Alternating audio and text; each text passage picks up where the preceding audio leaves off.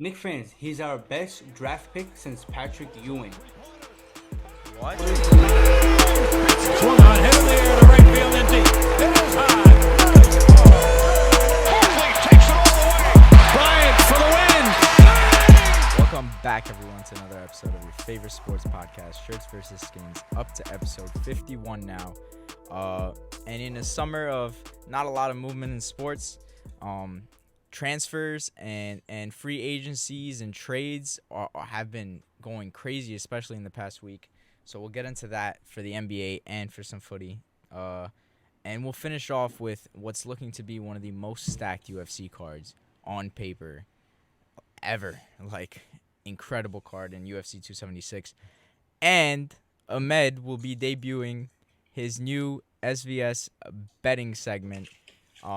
Because as you guys know, he has a gambling problem, so we will see him Unfortunately, we will see him in action. We'll see him in action live. Problem making money. But let's get straight into it. And Ahmed, maybe you should start talking about, and maybe Tiku might chime in too. Talk about the Knicks moves. Jalen Brunson is a hot topic, but I think the Miami Heat fan in this podcast gets a say in that too, according Not to really. recent news. maybe we'll see. Maybe. But talk to us about it. I think we should start off at draft night. Obviously, draft night. A lot of Knicks fans were. Some Knicks fans were, losing their minds. I think for me, I wasn't, going crazy, but I was very. It was like underwhelming. 11th pick, you just wasted. A terrible season coming off, and we finally get a okay pick 11. We can get someone there who can possibly help us. But the Knicks looked at that pick and they said, okay, there's really nobody here that we can take that's gonna really change things, right? And then if you have a chance to get out of Kemba Walker's contract, right, which is looking back now, 2 years, $16 million, whatever it was. Even at that price, it was still terrible deal. I mean, Kemba Walker is, cooked product now at this point with those needs and stuff like that. So, I think they swapped picks with Detroit. Detroit obviously taking Jaden Ivey. There was some rumors that maybe we can still be there for Jaden Ivey, but Detroit, well, it is they were very, very steady and they're not giving up Jaden Ivey. A lot of talk now about Jalen Brunson, that they made all these moves. Obviously, I think last night they traded away Alec Burks and Noel. That frees up about $19 million in cap space. So now they have a total of $33.5 million, which is more than enough to sign Jalen Brunson. Even, they want to give him a super max, right? That's still more than enough. But before we even get to Jalen Brunson, I want to talk about the front office, right? Because a lot of Knicks fans are done with Leon Rose. We just saw today. We'll talk about it later. But fucking DeJounte Murray goes to the Hawks for Delino Gallinari and 3 first-round picks. That's a pretty good deal. But the Knicks could have definitely made a better offer, without a doubt. So there has to be something else, right? And I think some credit for Leon Rose and the Knicks. The fact that they got rid of these pretty bad contracts, right? That they signed them to, right? So they can't get too much praise, right? Because they're just fixing their own problem, right? But Alec Burks was on about $10 million a year. Noel, pretty average, maybe $9 million, $10 million there. And then Kemba Walker, $8 million. They got rid of all that, right? And they still kept their main assets. They have 5 first-round picks next year, right? And they still kept Obi Toppin, Emmanuel Quickly, even Cam Reddish, right, who a lot of Knicks fans don't even like, but they kept him because, he still has promise. Obviously kept RJ Barrett and stuff like that. So the fact that they kept all these assets and our top young players, Grimes and stuff like that, that's pretty, good work right there from the front office. But now, and it starts, I think in a couple hours, right? Because as soon as it hits 12, right? As soon as it hits 12 on Thursday, on Thursday, teams can start making moves like that. But Jalen Brunson is basically a Knick at this point. I mean, they're talking about him like he's already here at the guard and shooting around with the Knicks. Um, they're ready to offer him a 4-year, $110 million contract. Listen, obviously, is he worth 4 years, $110 million based on what he's done so far? No, but like, is do people not see what some of these players are getting, bro? I watched like Reggie Jackson a couple of years ago, Otto Porter, guys get paid ridiculous amount of money, and Jalen Brunson deserves to get paid this summer. Maybe not $110 million, but deserves to get paid at least $20 million a season for what he did. Right? I mean, a number 2 option to still score as many points as you did, and you're playing with Luka, the most ball dominant player in NBA right now. And I mean, what he did in the playoffs, 41 points and a must win, right? I mean, he's never mind what he did in college. He's a winner. I mean these Villanova guys, I know all about them. They're winners, bro. Him, Mikal Bridges, guys like that, winners, right? So you add him to the Knicks. It's not a franchise changing move, but it's definitely a great move. But I think Knicks fans, for sure. I think Knicks fans would seeing Murray go to the Hawks and like that, you expect Brunson and then another move to really help this team get to the playoffs. I think so. I would love Jalen Brunson, even if it's 4 years, $110 million.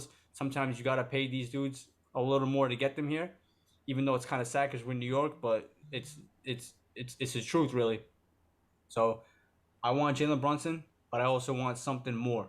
So we'll see what happens. But yeah, can't really say too much about it. It's almost a done deal at this point. So gonna have to accept it and move on. It's fair. It's also fair to say, like you bring up, that does he really deserve it based off his performances over these past few years? Probably not. But is it worth the risk based off, like you said, that 41-point performance in the playoffs, his performance in the playoffs, being that solid, consistent second option?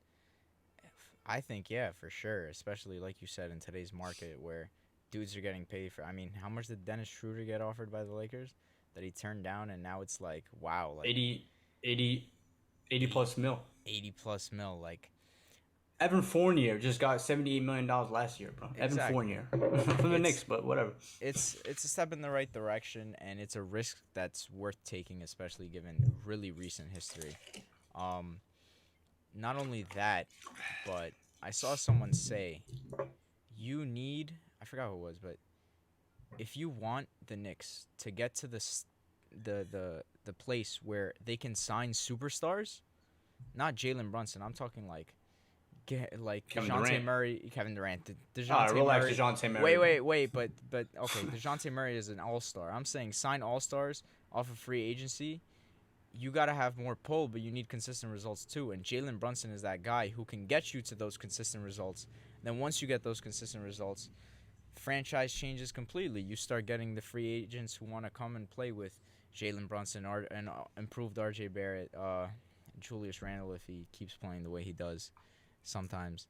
So I think it's not as much of a risky move as people maybe want to make it out to be. I haven't seen too much criticism on it, so. What are you, crazy, bro? You've seen criticism? I haven't. The Knicks are getting shitted on. Really? Bro, like the Knicks are getting but honestly, bro, it's Knicks for clicks again, obviously, because that's what they do. But bro, most of these teams, like, listen, I get it. $110 million is overvalued right now, without a doubt. Nobody's saying that Jalen Brunson is this max player. You cannot find one Knicks fan that thinks Jalen Brunson is gonna come in here and average 25 points and 10 assists and be a first team All NBA. No, Jalen Brunson is here to give us 18 points, 6 assists, but do that 4 years. Yeah. And you can book it and be there and a winner. The word I hate most in sports, culture, it's a fake thing. All you gotta do is start winning. This dude, Jalen Brunson, all he does is win. College, he won. NBA, in his first real year with a head coach that actually trusts him. He was amazing. I mean, bro, like a 6'2" guy doing what he was doing in a Western Conference Finals. if he was going to the Clippers, if he was going to the Grizzlies, they'd be like, oh yeah, whatever, it's a great move, smart move. But because it's the Knicks, what are the Knicks doing signing the 6'2" point guard to $110 million? Only the Knicks will do that. All right, bro. All right. And if we don't sign him, they'll be like, what? Oh my God, the Knicks can't even sign Jalen Brunson. So what is it, bro? What is it? It's just like setting up the Knicks for failure. Tigu, let those opinions fly. I would say the Knicks have set themselves up for failure for the past 20 years, so it's not anything. But I think that's false in the last couple of years, but whatever. Okay, that's fine. Listen, everybody knows me and my my relationship with the Knicks. Preference yourself.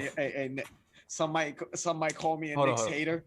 I really wouldn't call myself a Knicks hater. I think I'm a guy that brings the truth and brings reality to Knicks fans. Because I've dealt with you guys for a very long time, and honestly, have I lost yet about the Knicks? Haven't been wrong not once about the Knicks since we started this podcast. Not even one. What are you saying though? I don't understand what you're saying, bro. What do you mean? What do you mean, bro? Nobody's saying the Knicks are gonna win an NBA championship soon, right? We're saying we're building. I don't, bro. It's that's fine. If the Knicks build through the draft, the Knicks can't do anything right. If the Knicks try to go out and sign free agents, Knicks are always gonna, fucking miss out. Shut up and leave the Knicks alone, bro. This is, bro, hold up. Before you say anything, calling yourself not a Knicks hater, this is the guy after the Knicks won the first playoff game in 6 years, right? What did he do, Yoni? What did he do? Outside of MSG. No. Listen, hey, no. Yo, this is such a false narrative. This is unbelievable. I'm about to cut on video. This is not happening, bro. Let me break it down. It is on video, but it was just a coincidence that I was in the city at the time they won the first. I didn't even know. Like I said, I didn't know. All I heard was noise.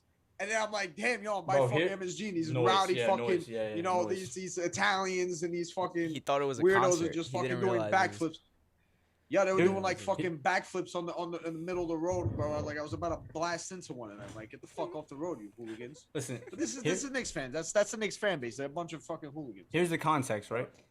He's probably watching at his house, probably around the third quarter. Right? He goes, right? He's probably like, all right, the Knicks are probably gonna win this, right?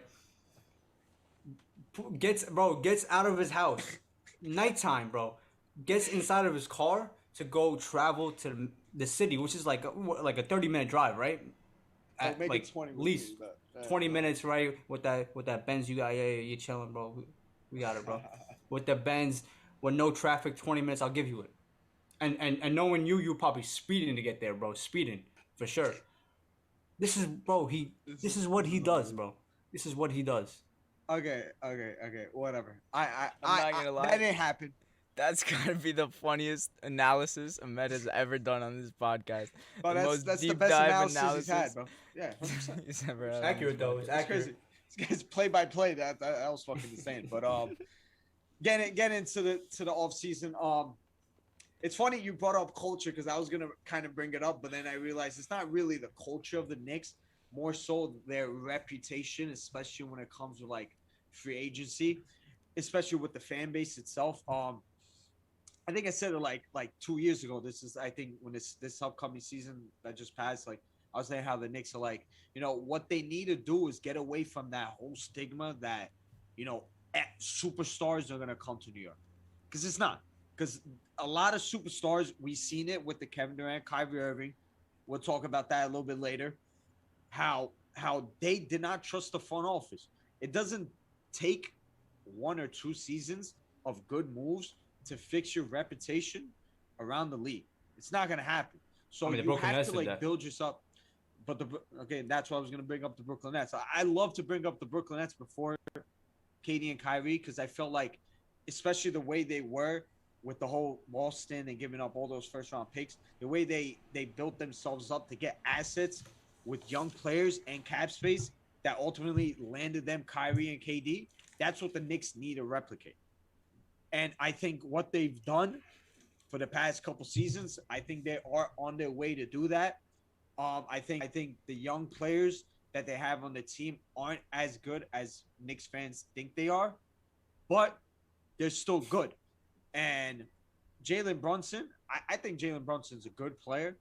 I think especially the way he's played in the playoffs. He's an Forget about the all-star playoffs, caliber like, player. This is And the Knicks haven't had an all-star, and the Knicks haven't had an all-star caliber point guard since Mark Jackson. Even Raymond Felton on his best was like, okay, what are we doing here? I wouldn't call him all-star caliber. I think he's a very, very good player. I think he does have. I would be worried about a couple things. I think, like you said, he's very undersized. I think he's a high volume shooter. He's not really doing much. I mean, defense. I think his defense gets really underrated. I think he works hard. He's not like an automatic bucket. He'll defend, but I think it's a good move. I just don't feel like it's the move for New York, but Knicks have put themselves in a position where they can't pick who they want. You know what I mean? Oh, yeah, they're very desperate right now. They're desperate. So For getting sure. a guy like Jalen Brunson for 110 million or whatever it is, I mean, it makes sense. I think the Knicks have to keep doing what they're doing, keep the young team, try and get as much assets as they can, especially with draft picks that they did against, like, in this draft that just previous. I think they should have kept that kid, Durant. Like, listen. We didn't have an episode about the draft because bro, I had no idea about the draft. Ahmed, you know a little bit about. This is not one of the best drafts, but that kid looked good. A lot of people say he's like a Bam Adebayo. That they'll call him like a Bam Adebayo comparison or something like that. So I looked into him. He looked good. It's something like that. But but yeah, I think they should have kept him, especially with Mitchell Robinson being the kid might potentially leaving. So Jericho Sims. I'm not really gonna talk shit about the thing because I think the Knicks are doing what they have to do. I think they're just in a position of shit. I don't want to say shit like because they're good. I mean, they got a good solid team. I mean, if they play to the expectations that they should be a playoff team. They should be in the playoff, especially with Jalen Brunson coming in now.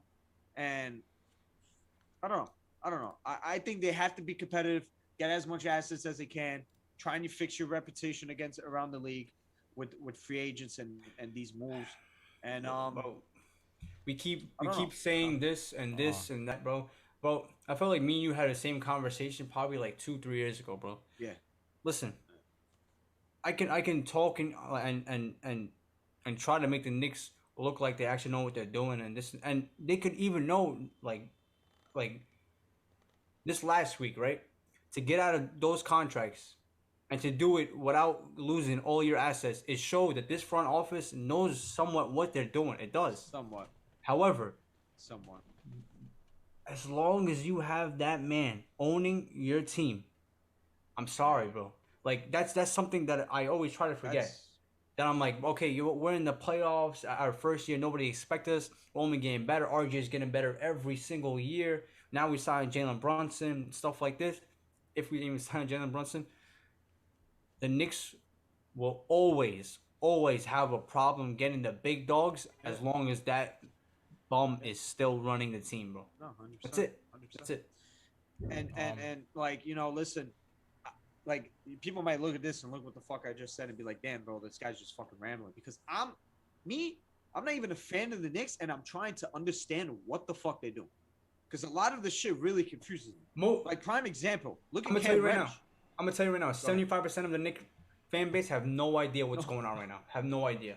It's just, it's like, I'm trying to wrap my mind around, like, why they do stuff and why they do this, why they do that. Like, bro, look at Cam Reddish, somebody that's a very talented player. I think he was worth the gamble when Atlanta was shopping him. You guys give up a first-round pick for him. No, I don't know about first-round pick. And he doesn't even play. Well, something like it was like Kevin Knox and like a second-round pick or something like that. But in no way. Whatever. I thought they gave up a first-round pick, but thinking about it, like, dog, you gave him and you go out to get a guy like him, and he doesn't even play. What does that say about the connection of the front office with the coach? Bro, like, you're not getting somebody if the coach doesn't want it. That was that was the problem all year, bro. He had Kemba Walker, he had Evan Fournier. You think these guys are tip players? No, bro, these are players that the front office looked at, right? And they're like, okay, we can make him work. Like, there's no way that Tibbs Fine. looks at Evan Fournier and be like, this is my two guard. No, like he had Jimmy Butler. He had got like completely different player than Evan Fournier. Even like, what are we doing, bro? Let's I agree with you, but like then that just goes to show that, I feel like they kind of remind me of like the Giants with like Dave Gettleman, especially like the first year where they're really like stuck in the middle. They don't know what to do. Like they get players that don't fit Tibbs, but then they go out and say, "Nah, we're not gonna fire Tibbs" and stuff like this. Like, bro, pick a side. Either you're gonna do something or not. It's just a And I feel like the disconnect. Knicks aren't just. It's a dirty disconnect, and a lot of sports teams have it where the front Yeah. office thinks they know better than the head coach, but still want the head coach at the reins. It doesn't make sense. But Yeah, but enough honestly, enough about the Knicks. Let's talk hold up, just about. going back to the Cam Reddish deal. Go ahead. Yeah, go He ahead. was right though. There was a first round going to the Hawks. So we done a first round pick. We got back as a second round pick in Solomon who Hill knows? and Cam Reddish. But Maybe it ends obviously up what goes working, on, man. but let's talk Well, about they're shopping him now. my other team, the San Antonio Spurs. Probably Is the that hottest really what you news wanna today. talk about, bro? Yeah, I don't want to talk about it, but we have to talk about it. DeJounte Murray, he just posted on Instagram that he's going to love us forever, so my heart. DeJounte Murray gets traded to the Atlanta Hawks for Danilo Gallinari and 3 first-round picks, one via Charlotte in 2023. They're protected, right? But they're protected. I heard it wasn't protected. Oh, I know, no, I heard it was I think protected. two and I- two protection. Yeah. Two are unprotected, but I don't know. I really hope it's not the Charlotte one that's protected. But we also got a 2025 Atlanta Hawks and a 2027 Atlanta Hawks pick. Man, I don't know. 3 first-round picks is a lot, and I understand what the Spurs are trying to do. They want whatever that guy's name is, Wemby. I don't know who he's supposed to be. I guess he's like the next Michael Jordan, Kareem Abdul-Jabbar, and Shaquille O'Neal mixed in one. First of all, I'll tell you right now, DeJounte Murray's a fucking monster. The Hawks, whether the fit is going to work with him and Trae Young, considering one needs the ball, although DeJounte, they both need the ball. Simple. Yeah. At the end of the day, the Spurs are doing all of this, and they're going to end up with, like, the 8th pick in the NBA draft next year. Because that's just what happens with the Spurs. I'm telling you right now. If we get the first pick in next year's draft, I don't even know. Like, we'll set up whatever fucking deal you guys want. I can guarantee you the Spurs are probably not even going to get a top 3 pick. Minimum, we'll get 4. And then, are we going to trade up? I mean, if this guy, Wembanyama, is as good as people make him out to be, who the fuck is going to accept the number 4 pick and a 20th pick from Charlotte from the Spurs for this guy? Like, no one is. They're going to take the number 1 pick, draft him, and fucking keep him. So, I said it earlier today. I think the Spurs are just, as an organization, have just put themselves so many years back. And I think, sad to say, a big part of it is due to Greg Popovich. I think he's coming to the end of his career. He doesn't care as much. He's just chilling. He's happy to see his prospects both in the NBA Finals battling it out. It's sad to say, but this is a Ferguson of NBA basketball. He's going to leave the Spurs in horrible shape, and we're going to be fucked. I mean, listen, I don't know. We'll see. What do you guys think of the deal? I don't even think it's bad or good. I just think, like, I understand what the Spurs are trying to do. It makes sense. I understand why the Hawks want DeJounte Murray. Defense to cover Trae Young. Deal makes sense. Deal adds up. But I don't think it'll work the way the Spurs want it to. And I actually don't think it'll work the way the Hawks want it to either. But we'll see. Well, I disagree with one of those statements, but going on about saying Greg Popovich is like Alex Ferguson, I would say this. It wasn't Alex Ferguson's fault that the team was set up as bad as it was when he retired. I would blame that a lot on the Glazers. I mean, he wanted a lot of guys that he never got. I mean, Wesley Snyder's still on his plane for his medical right now. So, I mean, there's so many players that he wanted and he never got. The transfers that were happening with him, like Greg Popovich definitely has more impact on those than Fergie had at United, to a point. Because obviously Alex Ferguson, he's probably bigger impact than fucking the Glazers. But at the end of the day, who's writing the money out? So I just want to get that out there. But the Dejounte Murray trade is absolutely fantastic. If I'm an Atlanta Hawks fan, I love the fit. I really love the fit. Dejounte Murray, a kid that I really rooted for and I was very high on. As you guys know, I said it. Remember when I showed you my team that I drafted in fantasy? I'm like, bro, this kid's gonna be fucking good. He's gonna have a crazy year. I think he had a very underrated year last year. Yes. And a lot of people were surprised. I really wasn't. I remember telling people, I'm like, bro, you guys just weren't, looking at Dejounte Murray. And even before that, you could see this kid is due to be an all-star at least. What do you have? He had an ACL injury the year before that, I'm pretty sure. Yeah, Before last year. Yeah. Bro, so it kind of... It's a buildup of constant disrespect for the Spurs. We're the most overlooked organization in the league, I think. Which has been... I mean, I don't know about most overlooked. Oh. I would say, like no one cares about the Spurs. Yeah. The thing. Like, nobody really cares. Like, even when you guys were winning, like, people weren't really caring about you guys. Like, you're just not, like, 20 consecutive years in the playoffs, and no one gave a fuck. Yeah. But, nah, people always gave you guys your respect. Don't get me wrong. I mean, you guys were making it to the finals. You guys were still tough. But just, you're not marketable. You don't play a style that, like the Warriors, to say. And, but Dejounte Murray to Atlanta, I think it makes so much sense for them. And it's a reason why they gave up 3 first-round picks, which, 3 first-rounders, that's a lot. But to me, I really don't give a fuck. I remember when the Nets traded for Harden, I was saying that, like, those picks, you wish that those picks to be the player, like Dejounte Murray or James Harden, obviously, But so, like, who gives a fuck? And for Atlanta, I feel like you said it. Both of them need the ball a lot. Dejounte and Trae Young, yeah, they do. But I feel like Trae Young needs some help in that area. I think he needs someone else that he can dump off the ball to try and create and do something else that could give him some relief. Because when you look at the playoffs, especially against Miami, where he needs the relief the most, on the opposite end, defensively. And Dejounte Murray's perfect for that. And Dejounte can do that. He can cover him because Trae Young, obviously, we know he's kind of a fucking liability on defense, and Dejounte can cover for him. And it's also not just for that. It's also playmaking, handling.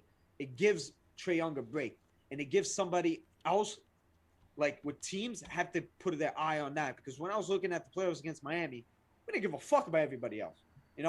Game 5, if it was, or game 4, I don't remember the one. I think we beat him in 5. DeAndre Hunter, he went off. But we weren't thinking this kid's going to do this all series. Dejounte Murray can do that, And also, I think something very underrated is now the Atlanta Hawks, if they're smart enough, they can play Trae Young off the ball more. Oh, yeah. When you look at the Warriors, you look at Steph Curry and how he plays, he's doing a lot of his damage without the ball. Yep. And his gravity is just creating space for everybody else.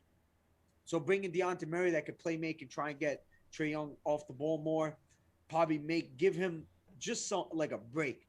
I think Trae Young needs a break a lot because so much on that team comes from him, and Dejounte Murray just gives that to them. And he's a great, great player. I'm very high on him. I would have loved him on Miami, Ahmed. I know another guy that I wish was on Miami. Miami United, bro. You guys.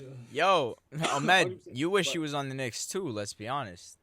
Of course. But I can see why the Knicks don't go for that. I mean, bro, dude, 3 first-round picks is pretty tough, man. And listen, if it was 2 first-rounders or something like that, maybe I pull the trigger on that. But 3 first-rounders is kind of crazy, man. That's why I said. That's why the Knicks. A good player. The Knicks definitely looked at like. I mean, they could definitely offer more, but they probably be like, all right, you know what? At this point, let the Hawks give up all their first picks.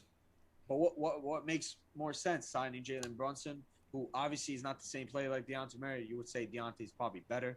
We could have had both. Probably, he's definitely better. What the fuck? But now I had this argument with a couple friends of mine. I'm like, bro, why would the Knicks do that? I have no idea what's going on. guy. And I was saying, like, why would the Knicks do that?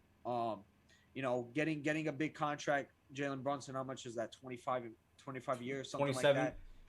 27 27 and a year. half. And then you bring in Deontay, who's on a relatively very cheap 16 million. 60 million for this year and next year. Well, but he's then you have the Sun. That's 60 million there. You have Randall that you're still paying money. You have Evan Fournier that you're still paying money. You have now Brunson. RJ Barrett is then you have is RJ due Barrett's 180 due for. million. And I had this argument. People were saying RJ Barrett's not gonna get a big contract. I'm like, bro, are you crazy? Look at the Knicks. Look what they have going for them. No. If they believe in that. RJ, It's not even that. if RJ, they believe in RJ, you give him that money. RJ Plain and simple. deserves the bag. You see, some people might say he doesn't. I mean, I don't think he deserves 180, but you need to look at it from the Knicks' point of view. They have to give him that. They have to give him that. Listen, Knicks fans, he's our best draft pick since Patrick Ewing. What? Put it in your fucking head, bro. Porzingis? Porzingis? Porzingis, bro, he's past Porzingis already. I would say RJ Barrett's definitely done more for New York than He's made the playoffs with us already. That's it. Already past KP.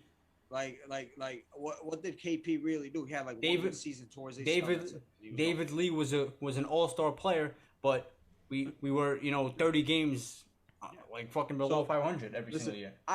I don't 180 million for RJ Barrett's kind of crazy for me because I'm not a huge RJ Barrett guy. I think he's a good player, but yeah, I just think for the Knicks, Deontay didn't make sense. He's a good player, don't get me wrong, but what they were offering and what direction the Knicks are going to, I think it was good for them to stay away from that. Just talk about the Knicks and Murray real quick. That's like a perfect match right there. I mean, a defensive guard who can rebound, who can start the break. A guy that doesn't need to take 15 shots a game and he's cool with it. Just a perfect player for us. But 3 first-round picks and another player, that's a little too much maybe for the Knicks' sake. But getting to the Hawks' point, listen, I think best case scenario if you had to kind of like compare it, I could kind of see like a Russell Westbrook and James Harden pairing in Houston, where they're just offensively gonna be unstoppable. The fast break with Murray, and then like Trae Young just dominating that pick and roll like James Harden did. That could be the best case scenario. But when I look at this Hawks team, they need a wing who can score 20 points a game. That's why, in my opinion, if they were to listen, Murray's a good player and like any team would take him. But if you get OG Anunoby from the Raptors, right, who gives you 20 points a game and plays lockdown defense, that's the exact player. And he would have cost probably cheaper, probably like 2 first-round picks and Gallo. But they wanted Murray. You never know. They can still go for him. They still have Collins that is a Exactly. asset. Exactly. If they trade John Collins, and then the move for Murray makes perfect sense. Cause now you pair up like a solid ass fucking backcourt with that's a good defensive team overnight right there with Murray and OG Anunoby with still Clint Capella in there and stuff like that. Who's that forward from fucking Virginia? DeAndre Hunter, right? DeAndre Hunter, I was about to bring him up. Like, I feel like DeAndre Hunter, especially defense. The way he played against in the Miami series, I think he's somebody that's due for a big season this coming up. He's somebody that if I was Miami, I would love to go for someone like him to bring him out. That's how I like gauge. Listen, that's how I gauge players now. If I feel like they fit in Miami, I think they're a good player. So honestly, bro, that's the same thing with Bayern Munich. So I can't really complain too much. And that's someone that DeAndre Hunter, I feel like is due for a big season. If he becomes the player that he was like a top 5 pick. I'm pretty sure lottery something like that. So the kid got potential, and I believe in him. The way he was playing against Miami, I'm like, bro, this guy was fucking unstoppable. So if he could become the player that he could be with Deontay and with Trae Young, I like what they're doing out there in Atlanta. I would not. They're pretty good. But that OG, that's a good fucking pick. I never really thought of that. That would have made a lot of sense. they're also shopping him. That's why, because like, a lot of teams want to. Yeah. I've seen that. I know. Collins in the Toronto would be kind of weird, but Well, I mean, bro, they got like Siakam playing the 5, so I mean, they need like yeah, somewhat a bit of a big man. I mean, I would say Collins makes sense more for that team than a guy like Rudy Gobert or something like that. Yeah. Some other moves. I do a lot of moves, but obviously, we gotta talk about Kyrie Irving. That whole drama was going on with him and the Nets. I mean, bro, you talk about like 3 years of the worst case scenario for these Nets fans. I mean, no championships to show for. Have won one playoff series. I mean, especially for Kyrie to watch that Boston team that you were a part of go to the finals, definitely was not a great feeling. And then if you're Kevin Durant to watch the Warriors team win the NBA Finals, I mean, bro, talk about getting shitted on without even playing. So, like, terrible summer for them. But Kyrie Irving, he opts in. I believe it's 36.7 million. Around 37 million, which is still undervalued because I think, if you would opted out, you wanted, I think, a 5-year deal with like annually for like 43 million. So he's still $7 million below, but he obviously doesn't care too much at that point. He opts in. I think here's what happened. In my opinion, listen, I have not had a conversation with anybody that works in the NBA. I'm just saying this as a fan. I have no idea. But here's what I think happened. I think Kyrie Irving, right? He sat out this year, and obviously it was vaccination and this and that, whatever. I don't want to talk about that because this whole year it was just about Kyrie Irving. I'm tired of that shit. But Kyrie Irving, right? He did all this, expecting teams to not give a damn and to offer him any type of deal he wants, right? There were a lot of reports. I mean, Woj, Windhorse, the top guys, Shams. Teams were not willing to give him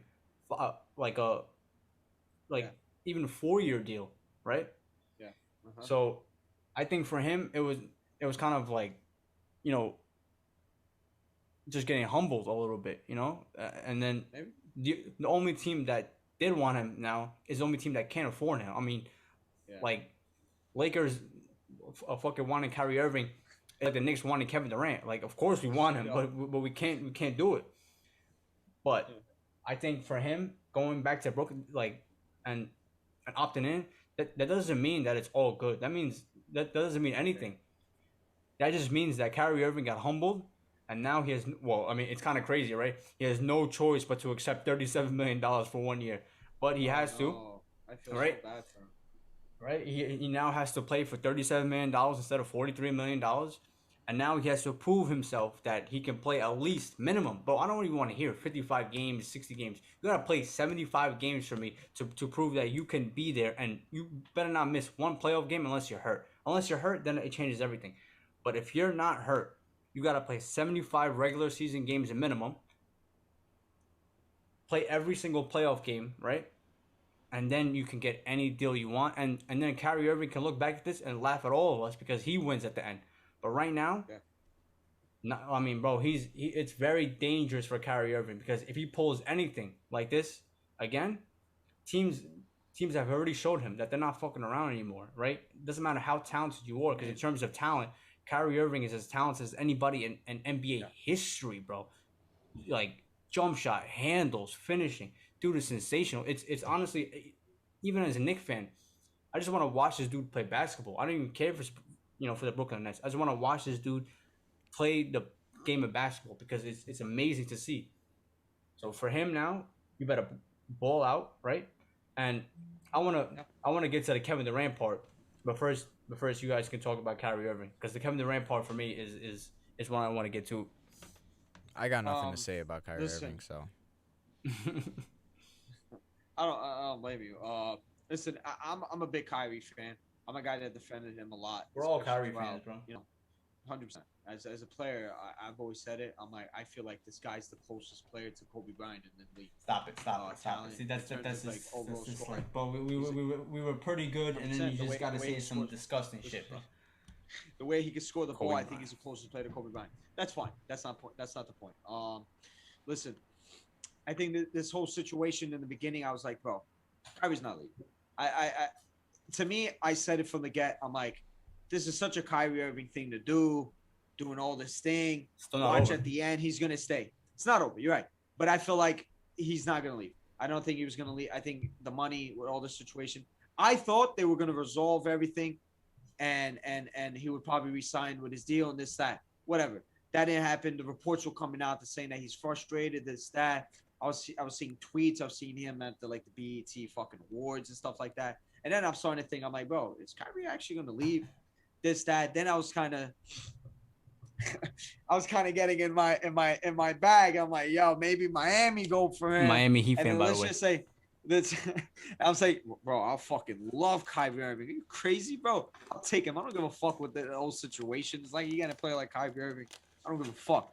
Maybe that's why I'm not in front office right now. But guy like Kyrie. Now I was thinking, I bet if we're not gonna get Kyrie, KD's gonna leave. Like KD was never gonna stay. If Kyrie leaves, KD's gone. It's like a fucking package deal with these guys. Now they're saying Miami, we should go for KD and this that. But realistically, in my head, I was like, I don't think none of these guys are gonna go. I thought the whole Lakers shit was just media bullshit spinning, trying to make something up for these Laker fans to get them hyped, get them active, get these fucking interactions on social media, because that's what it is. This is what media is nowadays. ESPN and all these bullshits are just clicks, spinning stories, narratives. LeBron James and Kyrie reuniting. Let's just see what they're gonna do. Even though the Lakers have Russell Westbrook, who nobody fucking wants, and this guy's gonna get fucking big ass contract. They have no draft picks to give up. They have no assets to give up, but they're gonna get Kyrie Irving, right? Whatever. Then it came out that he takes stops in. He's dedicated to the Nets and this, that. And I'm thinking, like, why, Kyrie? Why all this bullshit just to stay? It's so unnecessary. To me, I get it from both sides. I get it from the Brooklyn Nets side, where reports came out. They offered him 4-year max, right? What? But they did. They offered him a 4-year this max. summer. But when they were negotiating, they offered him a 4-year max. But year 3 and 4 are determined by how many games he plays in year 1 and 2. Yeah. And to me, when you're looking at it from a organizational standpoint, a business model, I think that makes sense. Because you've clearly seen throughout these past years with his injuries and with his antics, that, that is a sign of concern, right? Go ahead. Number one, if you're Kyrie Irving, you do not sign that contract at all. Terrible. I mean, that is not disrespectful, because, I mean, like, it's Kyrie Irving. This dude has missed a lot of games. But you do not sign that fucking sign that contract. And two, I don't think that Players fucking Association is even like that contract will never be offered to Kyrie Irving, in my opinion. That's 100%. That's some Stephen A contract, bro. I get that. That's a fact. Now I'm gonna say this. That's what I'm saying about how there's two standpoints. I get it from two standpoints. Kyrie Irving, what he's done in this league, the player that he is. There's no way you fucking accept that. No way. No way.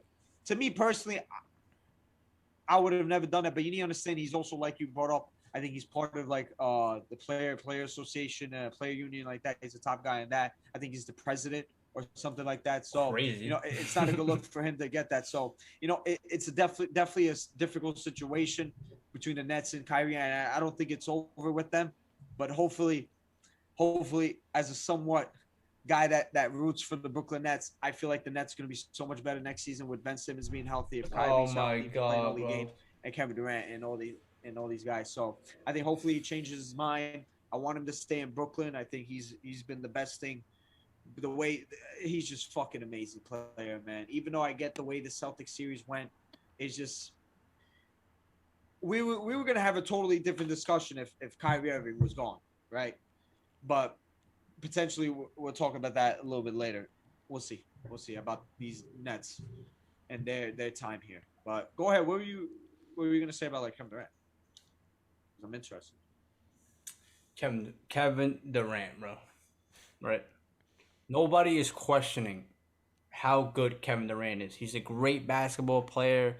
Some people do. Bro, he's even. Be surprised. Listen. Be surprised. He has never led a team to a championship. That's facts. He's not better than Larry Bird. He's more talented than Larry Bird. He's not better than Hakeem Olajuwon. He's more talented than Hakeem Olajuwon. He's not better than Tim Duncan. He's more talented than fucking Tim Duncan. But these guys are on. They have reached different levels, and Kevin Durant has yet to even. He has yet to get to that level, in my opinion, by himself, being the franchise guy, not Steph Curry's team, being the franchise guy. He's never done that. That's not even the point. That's not even the point. Kevin Durant, we're saying all this. If I ask you guys who's the best player in basketball right now, I know Tigo's gonna say Kevin Durant. Yoni, bro, like at most it's gonna be 3, 4, right?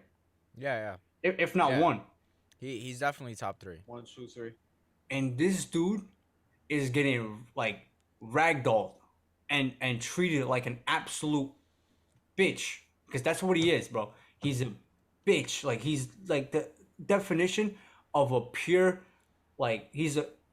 I don't want to get too crazy, but he's a bitch, bro. Like the fact that you let Kyrie Irving, right? The only reason why he went to the Brooklyn Nets is because Kyrie Irving told him, "Let's go to Brooklyn Nets." That's number one fact. Sorry, like there's been too many top dogs like Woj and Windhorst that have confirmed that he went to the Nets because Kyrie Irving said, "Yo, let's go do our own thing here in Brooklyn." That's cool, whatever. That's cool.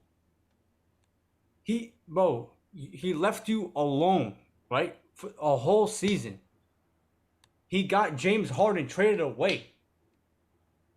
He's doing all this nonsense in the summer now, and you won't say a word. And I get it. That's your boy. You want to be loyal, but he's fucking with your career, bro. He's fucking with your legacy here, bro. And you haven't said one word. Not one word, bro. Bitch ass behavior, bro. He's getting like Kevin Durant is the best player on that team, but everybody in the league and everybody like fans, everybody knows that's Kyrie Irving's team. Kevin Durant, bro. Wow. Say that. I'm capping right now, bro. That's bro. If you ask anybody right now, if you ask anybody right now, I actually Kevin Durant is the best player on that team, no doubt about it. But that's Kyrie Irving's team. He runs the show. Whatever he says goes. 100%. That's just facts. That's 100%. facts, I bro. agree. I feel like and Kevin Durant is in the background saying, "Yes, daddy." That's it, bro. Shit. Sorry, bro. I feel like Sorry, bro. This is And such bro, a dangerous take. We post this Bro, to Twitter. Kevin Durant will what respond. the, So. bro, who? Well, yeah, I'm in my mom's basement, bro. I can't even tie his shoes. He's this and that. He's making way more money than all of us will ever do in our whole life. Blah blah blah. This, that. Number one, I'll still smack the dog shit out of him. I don't care. Right? I don't give a damn. I don't know if you would say that. Yo, My he's friend. a pretty tall motherfucker. He's tall he's and lanky. tall. He's tall He's dude, skinny, right? lanky, Tall dude. but lanky. he's tall, bro. This Looks guy's like, Israel I I don't know if you Adesanya. ever seen him in real Looks life. like Ace but and Painted Full. Yeah, he's tall. He's tall as yo, fuck, right? I he's a get it. Yo, I get KD, it. You was KD. destroying me. I get that. Bro. Yeah. KD, I've if seen you him in are real life, bro. if you Bitch, are bro. watching this I've on never Twitter, because seen- I definitely never want to seen- post this, we can set this up, KD. I Bro, promise you we it's can set no this up. disrespect. I'm just stating facts, bro. Yo, Is we there are in any? Brooklyn, Is there bro. any? Is there I've any? been outside the fucking First of play all, of the first of all- practice, bro. First of all, I've been in Brooklyn. He just got here, bro. I don't give a damn who this dude is, bro. Shit, little ad. Oh, bro, yeah, man. Bro, Let Kevin him Durant, know. Kevin Durant, bro. Bro, because of me right now, Spencer Dinwiddie is on horses in Dallas right now, bro. Right? That's because of me, bro. This is true. Kevin Kick Durant, him out bro. of town? Kick him I'll out send of you to town, China, straight. bro.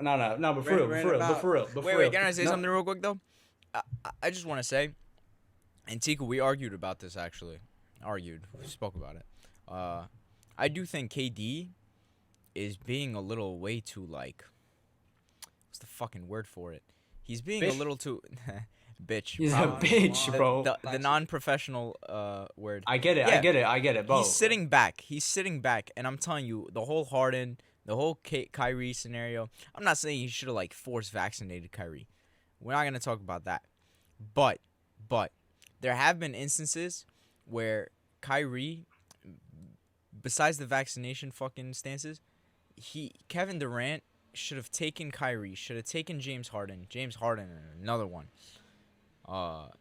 taking them and been like, bro, we need to win a championship. If we don't, your legacy, my legacy, it is tarnished forever. Especially his though, because Especially he's the KD's. best player. Exactly. That's why I'm trying to look out for Kevin Durant, bro. That's 100% facts. Ahmed's spitting facts right now. He is the best player. No. He is the best player on one of the best teams. Player of all time. Of course. Oh my Congratulations. God, bro, he's better than 99.99999% of people to ever touch a basketball in their hands or to what ever, do I say about ever Kevin Durant? touch it. But he is the best player on one of the best assembled teams ever, and he's failing to win a chip. Bro, they That's played, like, such a 17 bad games look. together, bro. That's such a bad look, bro. That's such a bad look. No. And he's supposed to be a leader. He's the more experienced guy. He's the vet. He's the older brother, bro. You gotta do something. You gotta pull these guys together and say, wake up.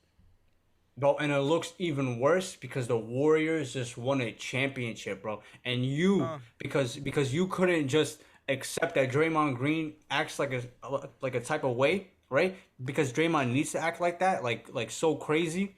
You couldn't accept that and just continue to win championships, even though those championships, it doesn't matter, bro. If you get 5 or 6, but I'm saying if you get 5 and 6, it's better than not winning one at all in Brooklyn and being a total clown show and a meltdown. Listen, No, I would agree. Hold up. I would agree on you that at this moment in time, the way everything's going, it's been an utter disaster, bro. Don't get me wrong. Do I think it's entirely Kevin Durant's fault? I'll say this. What has Kevin Durant done? I don't think. Okay, hold up. I can't say anything because I'm not in the locker room. I'm not in the discuss. I don't know what discussions Kevin Durant has had with Kyrie or James Harden. Everything. I can't. So it's hard for me to say. I don't think KD has done nothing. He could have easily avoided everything. He knew what he was signing up with to get in with Kyrie. The way he is, the personality that he is, and he was like, "Damn, I think this is right." He deserves some blame for that. You could have easily went to. They were talking about him going to the Clippers. Kawhi Leonard was recruiting him. He could have went to so many other teams. The Warriors thing, bro. Dog. He was never gonna stay with the Warriors. I thought he was at that time, but when you look at it and the way this guy wants to be viewed at the end of the day, he wants to be viewed as trying to get that championship as him being that guy. He thought he had a good chance at Brooklyn. I think also business-wise, he had a lot of shit going on in New York. He was going to go to New York regardless. I think obviously Kyrie said, let's go to Brooklyn. I think he was always going to be in Brooklyn. I think he has so much. Yeah, 100%. I thought he was always going to be in Brooklyn because the New York Knicks is like, dog. KD made it known. He was never going to the Knicks. Yeah. So it's not just entirely Kyrie. Even more bitch behavior, bro. You have another, bro. You let another man tell you what to do, and you do it, bro. Bro, don't even get me started, bro. Don't even get me started. All right, but if you're KD, you're not gonna go. You're not gonna go to the Nets because Kyrie Irving's telling you to. What the fuck? You're not going to the Nets or Knicks. So no. I'm saying, in my opinion, I thought like he really thought about going to the Knicks, right? I mean, his agent is a big ass Knicks fan, and like branding, bro. Like to be the top dog in New York and to actually play for New York's team, that's completely different to play for Brooklyn. Like I said, I always thought it was gonna be something in New York because with the 35 Ventures stuff, he has a lot of business in New York, so it was gonna be a New York team, right? Obviously, the Knicks, I don't think either one of them, mostly Kyrie, probably didn't want to go to the Knicks, especially when you look at his whole thing with the media and stuff like that. They didn't want that, right? And also the Knicks' repetition as a bad front office, they didn't want that either. So Brooklyn was always going to be the answer. Now, Kevin Durant, to me, regardless of what the fuck anybody says, all this shit, blah, blah, blah, him with the Warriors, this, that. He has a championship. He was the best player on that team without a championship. And at the end of the day, even Draymond Green said it. It's a hypothetical. They don't win those championships without Kevin Durant. We cannot fucking deny that. He had 35 against LeBron James in the NBA Finals. That's cool. Even with Kyrie and Kevin Love. Great. It's phenomenal. So let's not disrespect him as a player. No, He's a top 15 player of all time. Nobody's and questioning. we know his talent, and talent-wise, he's one of the best players of all time. So regardless of what the fuck we talk about, all this other bullshit about him being a leader and this, that, he still got a championship. He still got MVP. He still got his money. Now, What are we doing here, bro? This is all bullshit. This is all extra bullshit. Bro, we know him as a player. Like, who gives a fuck? Listen. Kevin Durant could have, bro. I don't know In why people 20, worry about bro. this other bullshit, man. Oh, bro, don't. Yeah, it's about him being a leader. What? So what? Bro, Kevin So Durant what? in He clearly 2013 doesn't care. It Hold on, matters. Wiggle, let me go. It matters. How do you know he doesn't care? How do you know he doesn't care? I Bro, think he cares. he's- But like He's the Ahmed most said, insecure basketball player who ever oh lived. yeah, by far. Without a doubt. This dude And replies that's to cool. random That's, dudes bro, on Twitter. That's, bro, Mad. that's cool. That's okay. That's Maybe- nothing. Why? Like, Maybe bro, he's- I'm telling you nobody's right saying now. That's not cool. I'm telling you right now, we could literally just be fishing for content right now, and fucking KD will respond to us on Twitter. I'll give you a 50% chance that happens, because he just hates. He's insecure, bro. He is. He responds to fucking randoms on Twitter. Listen, He's so much better There's than no like, problem everyone, with that. There's ever. no problem with that, bro. There is, I have there no is. problem with that. Alright. Okay. What's going on over there, bro? Somebody getting shot over there, bro? I Hold think on. so. But yeah. Bro, it could have been at 2013.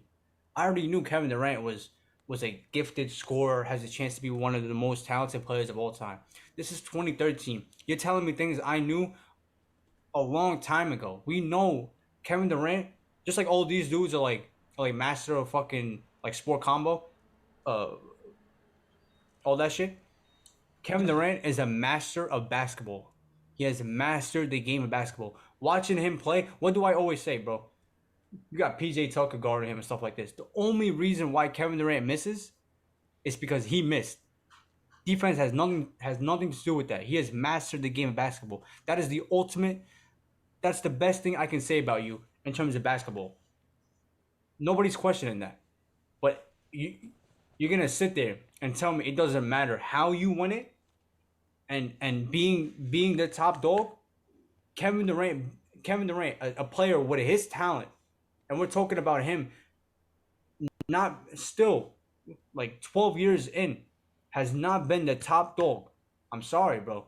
Like all this bus driving and stuff like that. Listen, it's very annoying. Bro, if I'm Kevin Durant, bro, shut up. Like, I get it. But the reason why he went to Brooklyn is because he heard all this and he knows in his head it's true.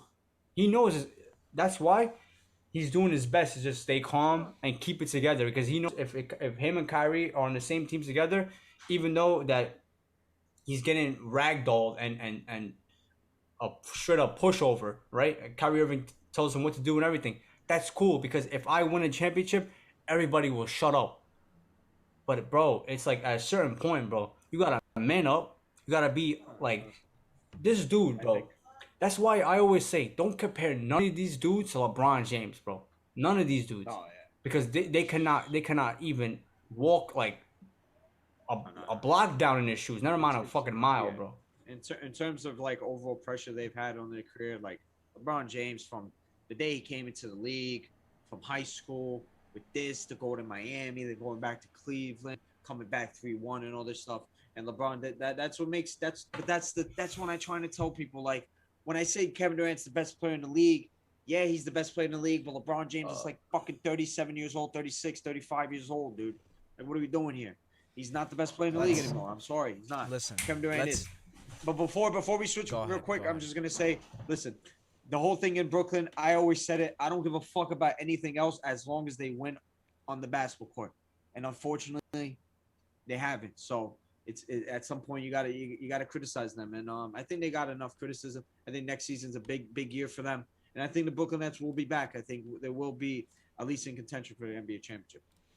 All right, let's move on to footy, some football, some soccer. Which, by the way, in case you guys don't know, we put up our end of season awards. Nations League is over. Yes, Summer break has officially started. Make sure you guys vote. We already got a bunch of responses. Someone put Mark-André ter Stegen as goalkeeper of the season. I don't know who did that. I don't know who did that. Who did that. Yo, bro, Curtis Jones. These dudes, bro. These NBA. I mean, these soccer dudes, bro. These dudes finish. I mean, especially if you're a Real Madrid player and stuff like that, you finish a Champions League final and you got to go straight to a Nations League, and then on like July 12th, right? They're back in the States for like the Audi Cup. These dudes, bro, like We've had this discussion Crazy. about how like And they got a World Cup. And they got a World Cup They're killing these soccer in players, November, man, bro. with, like, they This get is about to be literally, the like, worst World Cup ever, in my opinion, bro. 100%. It's a disaster. People gonna. We've had this discussion before. Let's get to. Ahmed, did you today, vote? Big news. Did you vote in this form? I've not voted yet. No. I was about to say because I'm someone not. wrote in Kimmich, so So I mean, bro, they know. I wonder who that know. is. I really It wasn't wonder. me. I swear to God. Ahmed's undercover. By the Swear way, to God. we're not allowed to vote in this. So. But yeah, hold up. I mean, for you guys today, big news. It wasn't even Fab because I don't really. I mean, Fab is a tap-in merchant. You guys know that. Respect him. Florian It was Fab. Plettenberg. Fab said No. it before him, but okay. Okay, but Fab is just Respect saying my what we boy. all know. Let me get the exact quote actually. Tell us. Here we go. Frankie De Jong, baby. Update on De Jong. Ten Hag wanted him, he will get him. The deal is in the final stages. De Jong is on reverse to join Manchester United. Been told that De Jong could be presented at the weekend, but it's not 100% safe now because there are plans to present him in the stadium. So it looks like De Jong will be coming to Manchester United. Listen, before we even get to the deal, I think there's no doubt that De Jong wants to stay at Barcelona for for him, like being coached by Xavi at Barcelona, this is a dream come true for him. And now he's being forced to leave because of what they've done. Talk about Barcelona still being in an absolute shit slump, bro. They have no idea what they're doing, and all this money is coming right back to us. So it's kind of hilarious. But we'll get to that. But I think De Jong for Manchester United. If you were gonna tell a fan of Manchester United that you will sign Frankie De Jong under 100 million this summer, you will be doing backflips, bro. And this is a whole point that I want to break up, right? The transfer market is broken, bro. Makes no sense. Dudes are going for $40 million more. Some dudes are going for like $40 million less. Makes absolutely no sense. Yeah, I mean, De Jong, hell of a player. Could play as a 6, an 8, even a 10 for $65 million. I mean, Manchester United, bro. This is good business. About damn time, bro. Good business. Player we needed. Player that makes sense. For And a he's player the manager wants. A bright future. There is nothing wrong with this transfer by any means. We got a good player. 85 mil, honestly, is pretty cheap in today's market for a player like De Jong. It's 65 straight up. 65 guaranteed. And Exactly. And it's Exactly. 20 million. We're paying just as much as City paid for Haaland. Obviously, City got the better deal. Don't get me wrong, but good player. City just paid $40 million for Calvin Phillips. Exactly. So, whatever. I really don't have more to say than it's about time. And I've been telling everyone, Ten Hag, outside of De Jong, who's an obvious replacement for Pogba, outside of De Jong, Ten Hag wanted to assess the team. He wanted to see what he had first. Maybe day 1, day 2, I don't know. Maybe he's that good of a mastermind that he figured it out already. And then we're going to start making signings. So I think be patient. Man United will make those signings. We're signing the left back. Tiku, you can get into that. I forgot his name already. Malaysia or whatever. Hopefully. And listen, supposedly we got no movements on the defensive mid. We know Ten Hag's history of putting center backs to play defensive mid. We got Lindelof, who I think is more than capable of filling in that position. We got CDM. Swansea played it once. Bro. Swansea played it once. Lisandro Martinez, who we're signing as a center, who we might sign as a center back, who we probably will, can play defensive mid. So I think for the first time in a very long time, this will be a successful transfer window for us by means of the manager getting who they want, the team improving, and spending the right amount and not getting fucked economically like we always do, being made to overpay. So I can't wait. And listen, I'm not going to sit here and tell you Man United is going to win the Champions League and Premier League like I do every year. We're only going to win the Premier League. We're only going to win the Premier League this year. Probably. Yeah. So I was going to say, well, you will in like a month. Yeah. So. Nah, but good. I like it. I like where we're going so far. So. I'm not gonna go into it much. I think if you guys watched the video or you seen the podcast episode, I thought De Jong was our number 1 signing. and to fit finally. I thought it was always gonna happen. There was kind of some hiccups here, like bumps in the road there. Obviously, negotiations, especially in the situation that Barcelona are in. We didn't want to get absolute fucked by them, and rightfully so. I mean, if you look at their economic situation, we shouldn't. But getting a player like him for the money, 65 million or 20 million, but now they're trying to say maybe 70 million and then 50 million in bonuses, stuff like that. The little minor things they're gonna work on, but at the end of the day, it seems like this deal is gonna go through, and I feel like it makes so much sense for us to get him. Perfect player, perfect thing. I think it's a beautiful transfer that we did it. I know it took a while. I know a couple of United fans were kind of worried about everybody else making signings and this, that. And I told them, especially Tony Mark, our MMA correspondent, like, yo, dude, once this one goes through, everything else will come. You see, Malaysia, that we hijacked the deal. He was going to go to Lyon. They were linked to him a lot coming in, hijacking that deal, getting a player like him. I think he's a very underrated player. I think watch out for him potentially. Would not be surprised if he becomes the left back. Maybe not this starting left back this year, maybe next year. Good fucking player. Keep an eye on him. Lisandro Martinez, somebody we're trying to hijack the deal from Arsenal. Seems like Arsenal not getting their shit together because looks like Rafinha might be going to Chelsea, might be going to Barcelona. He was looking at Lisandro Martinez. They're kind of bargaining with Ajax about him. It looks like we're coming in and trying to swoop that deal. That kid, great, versatile, can play center back, can play DM. I think DM makes more sense. I think that fit between him and De Jong is a good in that pivot, especially the way that what's his name wants to play. De Jong, Ten Hag wants to play. So everything outside of that, I think will come because of sells. We still got Martial. We still got a lot of players that potentially could be gone this summer. And I feel like Yoni said, this is the first time in a while that I'm comfortable and not stressed now by United transfers. I think we're doing what we have to do, and we're changing the overall way we do transfers with the new director of football with Tom Coleman. I think, like I said, the Ten Hag era has begun at United. And it's exciting. I'm happy as a United fan. Other big news, I'll say this, supposedly, because you brought up Rafinha, Chelsea hijacked the deal. Now Barcelona is hijacking the deal, which is pretty crazy. Which Barcelona, I mean, listen, what kind of, where the fuck does Barcelona? They can't even get Lewandowski deal done. It's been like fucking 5 years. They still have not registered Kessie. They still have not registered Kessie, who was a free transfer. Where are they gonna come in like hijack deals? Like, bro, get your fucking Barcelona is what a fucking joke. And Barcelona fans are coming out. But Lewandowski is gonna win a Ballon d'Or there, though, right? Yeah. Yeah. I mean, make no sense. He definitely has a better chance. He does. Make no sense. Bro. As crazy as it sounds, it's just it is what it is.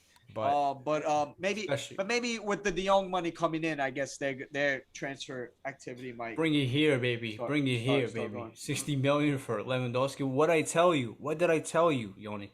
I didn't agree with that, Ahmed. Just saying. You'll get 50 if you're lucky. You should sell him though for like 50. 50 plus add-ons, baby. Okay. We'll see. But yeah. Any other teams you want to focus on, Ahmed, before we get into UFC? I'm so excited. Not much. Not any crazy going on.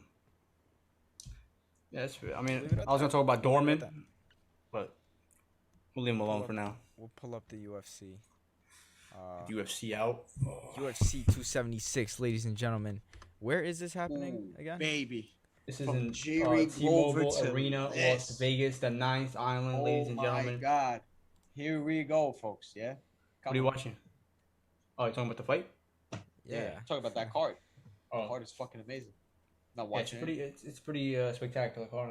Unless you want to watch me and Yoni fight in the hallway. Bro, the early prelims of this card are just good enough, Let alone the prelims, let alone the main card. I mean, just these two title fights alone. I would I am consider buying the pay-per-view just for these two title fights alone. Wink, wink. Dana, we're gonna buy it. I love buying pay-per-views, especially we're watching his house. Ones like this. It's like my favorite thing. We're watching his house, Ahmed says. That's hilarious. But Ahmed, get us into it. I mean, you talked about it.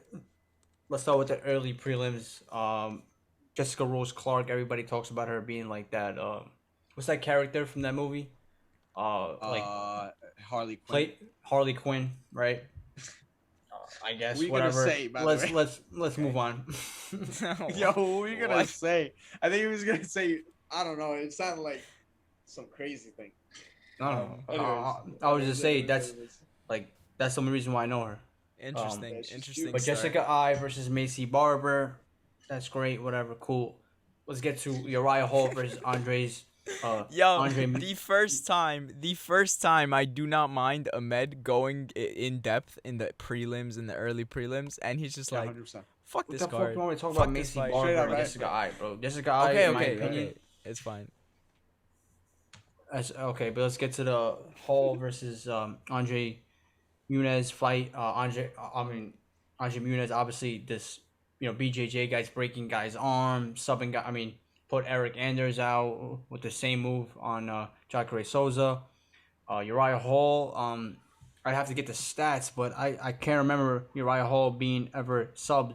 So if you were to get it, I don't know if Yoni can if you can find that for me, Yoni. I got If you. Uriah Hall has ever been subbed, but I can't remember it. So this is a classic striker versus grappler fight. We'll see what happens. But again, I'm going to have these guys in the early prelims. This speaks to this card. Let's get to the prelim card though. Let's get starts off with Brad Tavares versus Driscus Duplessis. He has never been submitted, by the way. never been subbed. So In the I UFC. think UFC In at the least. UFC. So I think that's why they probably put that fight on.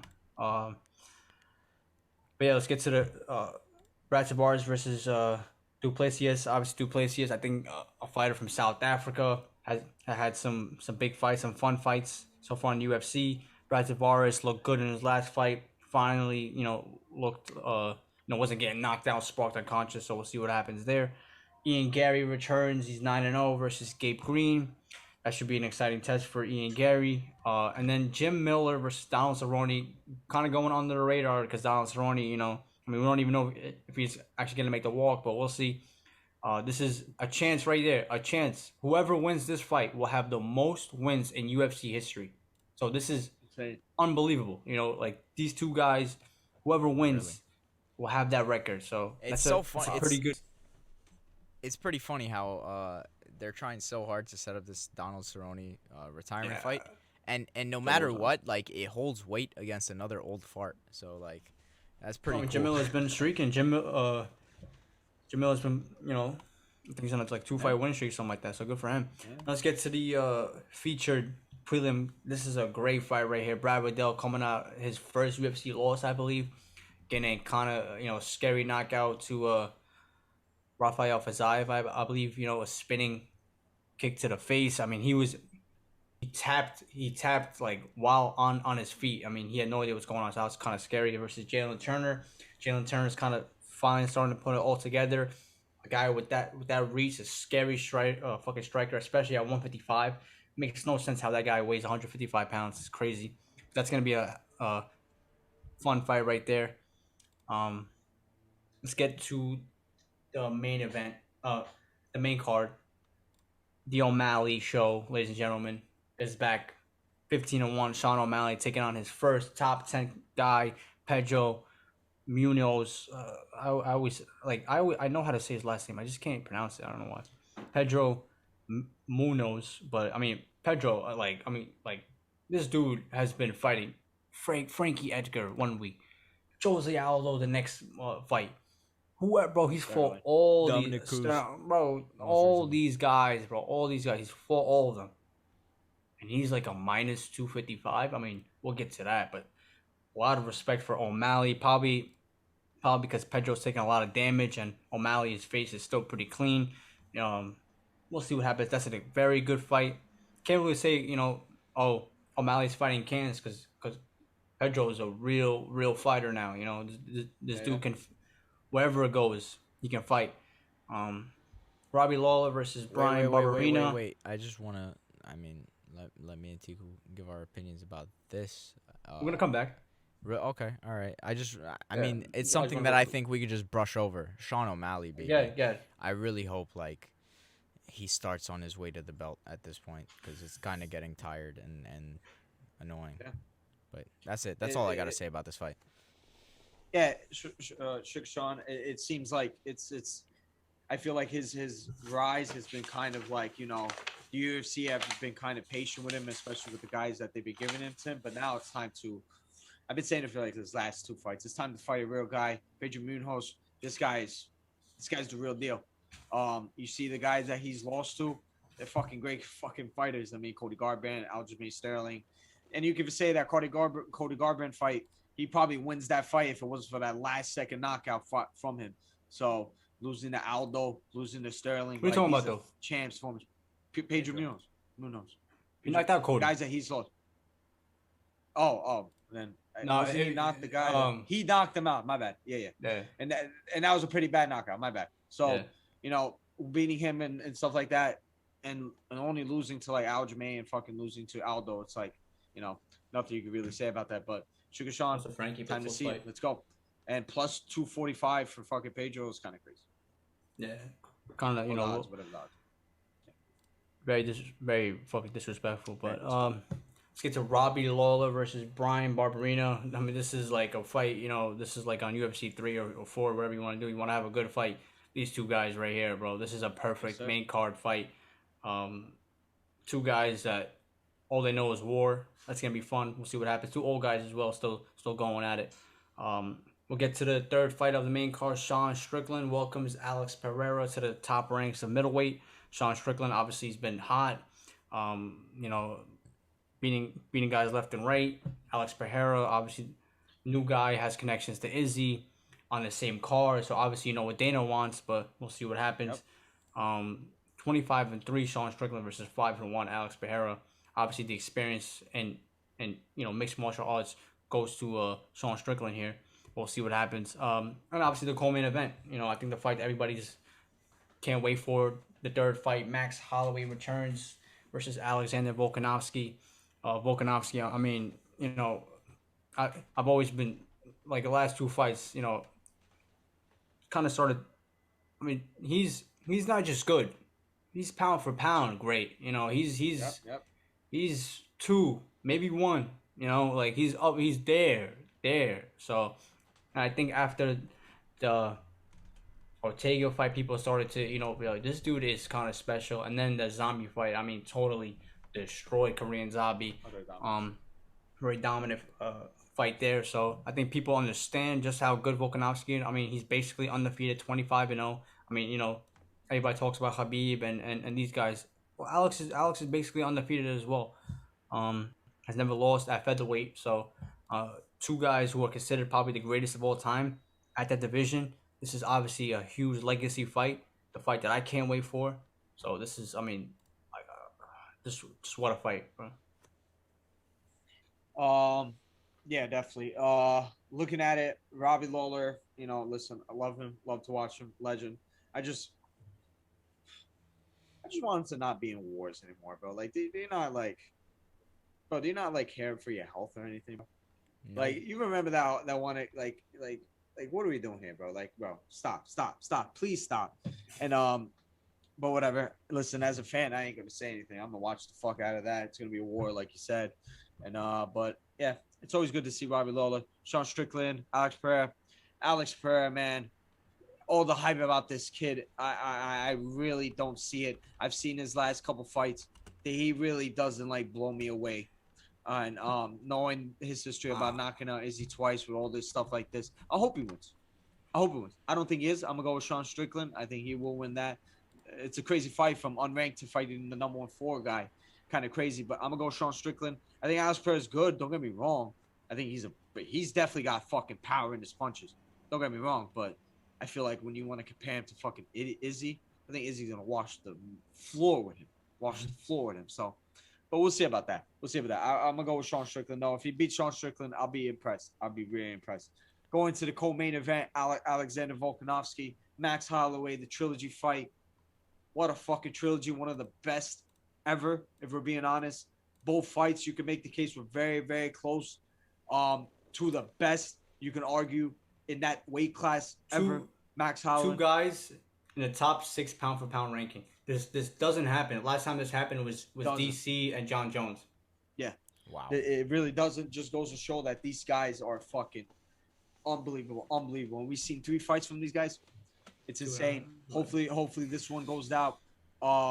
Listen, a lot of people like to argue who has won the last previous fights. I'm gonna go with Alexander. I'm gonna go with Volkanovski. I think he's won both those fights fair and square. Don't get me wrong, they were close. Could have went either way, but I would go with Volkanovski. And it's sad because when you look at Max Holloway, if he beats Volkanovski, he's probably the best featherweight of all time. And I'm a guy that's still in the Jose Aldo train. I still think he's the best featherweight still. But when you look at the resume, if Max beats Volkanovski, I think you can argue that he is the best. But now look at Volkanovski and what he's doing. He's beat this guy twice, potentially could beat him 3 times with the resume that he's probably just getting better. We talk about this about a lot of fights. He's probably getting better. That's the most. Bro, scary part. I'm watching the first fight with Alex and Max. Volkanovski looks like a completely different fighter, quicker, faster, so much more comfortable. He is man. his and the fact that he continues to get better, it just shows you mentally he is one of the greatest ever, bro. And it's crazy because I feel like, I think he's just slightly better than Max. It's not a huge fucking gap between them, just slightly better. Yeah. And I'm gonna go with Volkanovski this fight. Decision. I don't know what's gonna happen. I just think Volkanovski's gonna win. But going into the main event, I can let Yoni give it. Go ahead. Let me comment on this, and then main events all your guys is Max Holloway. I love him so much, man. And I've only grown to love him more with every. You know what makes you love him more too?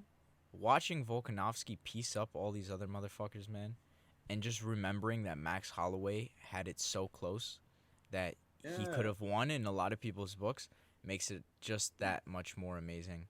Like you guys said, probably at the end of their careers, 2 of the greatest featherweights of all time. I want Max to win. I really hope he does. Not because I want to see him fight Volk again, but it's just because I love him as a UFC fighter. I think Volkanovski is going to win this. Volkanovski is going to win this. And it's just downhill for Max Holloway from here. I think it's just downhill. No, I think it's downhill. It's tough. It's not downhill, but it's definitely tough when you look at it like. Ain't no Tony Ferguson, bro. Yo, you know what? It might be uphill in weight. He might have to go up a weight class. So. Well, I was about to bring up the point. Even if he wins, potentially, he's got to win over the 155 fucking champ right now. Him and Volk. Not just a win. Not just a win. Made Charles look like a bitch in that fight too. Yep, but different weight classes. And I was gonna bring the case about Volkanovski maybe going up in weight. He was flirting with it a little bit. Well, he definitely wants to go up. He's definitely going up soon. We'll definitely see when the time comes. But going to the main event, Israel Adesanya, my boy, my guy, who in my opinion, is the face of the UFC. I think he is. A lot of people like to argue Usman. A lot of people like to argue a lot of different guys. I think he's the face of the UFC at this point. I think his last couple fights have not shown it. I think they've been strategic, kind of technical fights. But this fight should showcase what Adesanya is, just levels better than everybody else. I think Jared Cannonier is a fucking great fighter. I think he's a fucking monster, animal. But in terms of what I want to know what happens, because I would not be surprised if Cannonier wrestles this fight, which would probably shock a lot of people. I expect him to. Which he probably should, because obviously we know the blueprints out there when Adesanya brought Jan, obviously, blah, blah, blah, light heavyweight. We've talked about this a lot about Adesanya. Bro, his takedown defense at middleweight is different level. It's not light heavyweight. You're not going to do what Jan did to him, right? But Cannonier is a fucking physical, strong motherfucker. It might not need technicality and all this stuff. He might just overpower Adesanya. It might happen. And we were talking about this before. I'm like, yo, I would not be surprised if this is the fight where some bullshit happens and Kenya rocks Adesanya with some shit. It might, like, this is the type of fight that it would happen. The ones that nobody expected. Like, go look at the fucking odds. Like, minus 400 for Adesanya to win. Yeah. But realistically, if Kenya is going to come out swinging, there's only one way this fight's going to end. And that's why Adesanya winning with his hands raised with a knockout. If Kenya is going to be aggressive, but I'm going to go with Adesanya decision. And we'll see after that. We kind of brought it up about him fighting Jiri. Yeah. But it looks like Dana knows what he wants. And Alex Pereira, if he does win, I can see Alex Pereira Adesanya. I mean, what else is there to do? Magomed Ankalaev, maybe. Israel's on that path where it's like he's just gonna move up. Like that's what's gonna happen eventually. They're throwing people who they think is gonna be easy wins for him, like Cannonier, like probably Alex Pereira. Next. Like but you know what? It's funny though. Like, it's funny. Get the fuck out of here, bro. It's exactly what you're saying though, and this is exactly when it probably will happen. If he does lose, it's some crazy fucking circumstance. It'll be one of these two fights. Like while he's in the zone waiting to move up. Yeah. Wow, he loses that light heavyweight. He loses his chance to move up, and it's fucked. Like happens. But like this is the thing. Like you could say maybe it would be good for him, and then he comes back because he's probably gonna come back and probably beat Kenya if they fight again. Yeah. But we'll see. I hope it doesn't happen because I feel like he has so much more to offer with him winning than losing and fighting Kenya next again. But whatever. This is a great card though. I can't fucking wait, man. Can't wait. I think, I mean, like you kind of talked about it. I think that technique, meets power here. And I think, he got caught by Derek Brunson coming in. So there's levels to this. I think Izzy will set a lot of traps up. I think it depends on the IQ of Jared. If he's truly up to that level, then I think it will go probably to the distance. Because I don't think Izzy, looks for the knockout. I think if you give it to him, then he'll take it. But he's in there to do a job and win. And I think he will win. I have to get my picks though. You want to do the parlay, right? Hold up. So, let's get into that. The debut of Ahmed's SvS betting segment. So, Ahmed, just explain how this is basically gonna work. Ignore. Well, this week is a little different. This week is a little different. I mean, I didn't have enough time to put in for the whole card, so I just picked probably like the three best, or not the best, but I can get value plus the best picks. Then I combine that and then make it a parlay. Obviously, I see dudes like Ian Parker, who does like the UFC betting, bro. Nobody wants a parlay for 200. A fucking parlay that's plus 205. I can hit that I close. People want to make real money here, right? This parlay, right? We'll get to it. You have it on your thing, right? I have it on my screen. Whatever you tell me, I'm ready to put it in, add it to the parlay. FanDuel, by the way, we are using FanDuel Sportsbook. These are odds. and let me just say, so we're pretty much gonna be trying to get this out for you guys, every UFC pay-per-view or fight night. Just a fun little segment we want to do because sports gambling is on the rise, whether you're against it or not, especially with it being legalized in New York. And we just thought it would be a fun segment. See if we're wrong or right. You guys get to witness it fully outright. Solid decisions. A rarity from Ahmed. He has no choice but to tell you that this is his prediction now. Yo, that's crazy. Thinking about it, I didn't realize that. Ahmed has to say shit now, bro. Stop talking about bro. Look at him. He has his notes. A lot of money. You're going to lose people a lot of money. He has his notes. He has his paper. By the way, guys, I have nothing. Do not associate this with me. First of all, I'm not telling people to put 5 units and the college money down on this, bro. This is like Too late. a good Too late. parlay. I already But did. yeah, probably too late for that. We'll get to my first pick. We'll get to the main event. We'll stay there. We'll go to Izzy and Kenny here to go to points. Right. That's minus 110. Right to the. So right now fight. we're building the parlay. So what do you? Yes, correct. So it's a 3-leg parlay, right? Got it.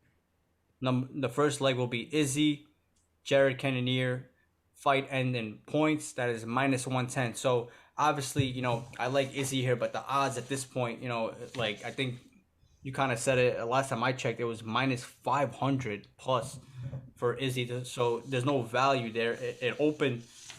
He opened that minus minus 300, right? So even that's probably more realistic, minus 300. So I think a lot of people are probably took that minus 300 value on Izzy. Now it probably shot up to minus 500 plus. So see what happens. But And I just want to say, I'm looking over here at the combos, the different odds. yeah, but I'm really liking this Izzy by submission for plus 1,100. that's an interesting I was long thinking of shot. submission. Not gonna lie. You know why? Because Jerry. because Izzy has always been talking about how he has like decent fucking BJJ, and he probably does. And Jared is that type of fighter that he's not elite down there, so like he will get caught, and that is the perfect fight to pick it. But obviously a plus 1,000 or plus whatever it was, plus 1,500 for Izzy to win by so submission. plus 1,500 by sub. Is a reason why it's plus 1,500 because nobody expects it to, but I mean, people want to just have somewhat good odds. We're going from minus 510 all the way down to minus 110. That's as good as it gets. So that's our first pick. Let's get to the second pick. We'll go to Max Holloway versus Alexander Volkanovski. There's 10 rounds, right? And it's been pretty damn close. The first 5 were probably the best rounds for Alexander Volkanovski, but the last 5 rounds I had Max winning 3-2. So he's shown that he's getting better. He put him down twice in the last fight. I have confidence that Max will make this a close fight and even give the judges something to prove. You're in Vegas. Anything can happen. Max by points at plus 350, I think is worth a gamble here. So, that's our second leg. Obviously, So we I need just Max. want to say, sorry to cut you off, because on my screen I have it as plus 310, but obviously odds change like minute by minute. Yeah, obviously, that happens. odds But fucking subject to change. either but way, I had we it at add plus Max 350. by points. So we'll add that to the bet slip here. So you go to method of victory, Max by Yep. points plus 350. Got it. I mean, to give Max all that value, that's kind of crazy for points. I mean, this is a close ass fight. And then I was looking around. If I had probably more time, I would have found a different one. But I'm looking at this Ian Gary fight and Gabe Green. I watched both these guys. Ian Gary's got like 2 finishes and two fights. I think this is the fight where he gets tested a little more. I don't think Gabe Green is probably good enough to beat him, but he's good enough to take it to the distance. I gave you the number though, Yeah, right? I got it. the Minus numbers will say- minus 104 Minus for Green minus Gary 104. to go to the distance. Correct. I got that here.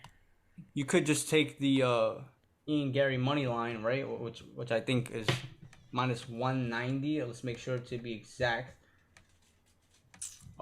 Ian but, Gary money line is minus 184. Minus 184. Listen, that's a little too high for Ian Gary, in my opinion. He hasn't dominated a fighter to a point where he's almost a 2-1 favorite over any guy in UFC. So I expect this to be a test. Go to distance, minus 104. You combine all those 3 legs. What's our I think it was like plus 13, Our 1345 total right right? now. So I'll tell you. So right now, plus 1435 is exactly what it came out to. Even though the odds changed, that's weird. Say it again. Plus Plus 1435. 1435. So plus So, 14. Just Yeah. to give everyone the roundabout. Israel Adesanya versus Jared Cannonier. Fight will end by points. Max Holloway, method of victory by points. And then Ian Gary versus Gabe Green, fight to go to the distance. So we got -104, +310, -110, combined +1435. So That's a juicy parlay right there. $100 wager wins you It's $1,435. I would like to say- $100 back. I would like to say, I'm doing this parlay. I'm doing it. You So can do it. If I mean, it don't hit, the next Listen, morning I expect will- 3 fat Albanians at your door. and then I'll a nice 300 little pounds. smack to the face, but whatever. You're It's doing all good. okay, Listen, I don't want to put this on my record because it's the first time that I put it on, but I mean I have pretty good confidence. I mean I'm on the short list on Vegas, bro. Vegas has a list, right, of all these guys who almost hit. Bro, this is no joke. I'll call my friend up right now. The parlays that I almost hit, unfortunately. I mean, some that I do hit are still massive, but the parlays that I almost hit, I know Vegas is like looking at like my house, looking at my phone, like, yo, if this dude Watching gets his house. one Dana. lucky thing, bro. And by the way, We're talking about thousands knowing of this, dollars, bro. he obviously decided what better idea than to start a segment on his podcast Make people- about gambling. Yeah. Beautiful. Just Believe give me, all the tips to everyone else. The almost guy. All right. Yeah. And The fuck almost. and- Maybe you and- guys can take And the fuck Ian fucking. Parker. That's my last comment. Ian Parker. You know, I'm not gonna lie. I'm kind of upset you did not add Sean O'Malley by TKO to the parlay. Oh, blame him. I think Honestly. we'll see what happens in that fight. I'm gonna But add listen, this people, right look, now. he's got like 50 pages of Really, like, this notes is just of information. just so he's the legit. previous legit. odds. You know, Yeah, we see that. It's always in good to have Connecticut, in context. He Bristol. stole that. He stole see that that in book Bristol, from Connecticut. Atlantic City. Just saying. Yep. Yeah, yeah. But yeah, I mean that's just a little preview of no. SvS betting segment. Next time we will have way more for you guys, but just as a first time kind of thing. We hope you guys enjoyed that. It's brand new. And I if enjoyed it. Ahmed is wrong this While I first was doing it, I time, was putting it in. yeah, I'm literally like trying Listen. to like base around this. If you're wrong your first time, we're cutting you. Never Yeah, happened you're again. cut. So, Pretend it never happened. Putting too much pressure on me. I Just would kidding. actually went crazy on it. bro, I kidding. added. By the way, I added Sean O'Malley to win by TKO, and odds jumped to +3891, Yeah, plus this is- 3,891. which is what I hit daily, by the way. So yeah, All right. but yeah, that That's about good does stuff, it. though. Hope you guys enjoyed. I Our actually latest really like podcast this. in the world, I think, by the way. Yeah, latest podcast of all time. Hope you guys enjoyed. We'll catch you guys next time. And Shout out 100 subscribers. oh yeah, Oh, for sure. word.